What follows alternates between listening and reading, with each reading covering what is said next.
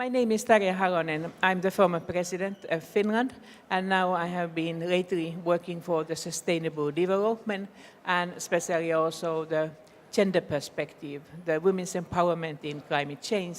And exactly this morning, we have been launched the new index, EGI, which is concerning the gender equality in climate change and in development.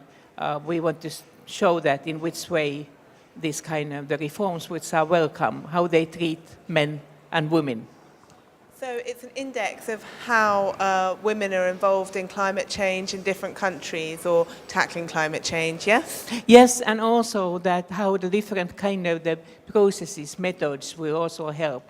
You will see also that if you compare that how many ministers you have in the government or in parliament, how many ambassadors, female ambassadors in different countries have, how much in other ways the women are involved in this sustainable development and especially the climate change campaigns. It's very important because if we think, for instance, the issue of the water, so 80% of the water is used for the agriculture. It's important in order to get food, of course, but women are those who take main responsibility, especially in Africa and in southern part of Asia, but also in many other countries about the food production. So what we do for the agriculture, what we do for the climate change can be very crucial also for the life of these women and their families.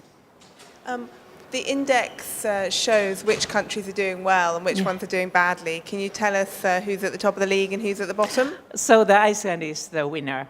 Iceland is the champion of this year, but we put in the way that you have those who have done pretty well, those who are moderate, and then those who should have a lot to make it better. And what I think is important in these statistics you will find is that the GDP and the growth of GDP is not the key. Of course, you see that OECD countries are quite well represented in the well-done group, but also so that there are the African countries and Asian countries. So it's not only how much you have money, but it's also how you use it. Obviously, money is tight at the moment after a global recession, and this money has come from, development funds. Is it a good use of money to be doing in EGI? How can it help compared to, money to buy tractors for women in Africa? So I think that it's not either or, it's both and. It's a question that we should, of course, to do our utmost in order to give the voice for the women, but also that it should be heard. But what I have noticed from my own experience is that people very often they ask the evidence that, so if I have given the money, what is then the result? How I can see it in practical life? And we try to help with this new index that those who are promoting the sustainable development and also being in the climate change issue and promote the gender equality, that they can say that that's working, this is a smart investment, because this is one topic again which tells that empowering women, really, it's a smart investment. It's a human rights issue, women's issue are the human rights issues, but also it's a smart investment, it will give back, even in GDP. In the future, do you think we'll need to have reports like this, or will it just be natural to have equal involvement of men and women?